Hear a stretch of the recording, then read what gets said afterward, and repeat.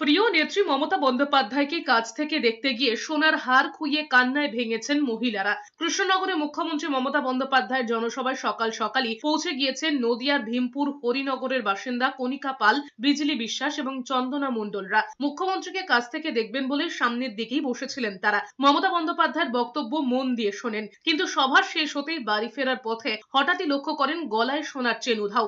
সম্বিত ফিরতেই কান্নায় ভেঙে পড়েন কণিকা, বিজলি, চন্দনারা। তাদের দাবি, ভিড়ের মধ্যেই কেউ বা কারা হার ছিনতাই করে পালিয়েছে। এর আগে কোচবিহারের সভাতেও এমন অভিযোগ উঠেছিল।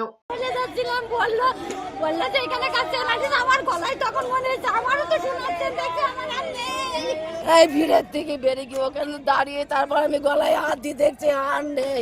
আমি কদিন হলো বানিয়ে নিয়ে এসেছি নতুন আর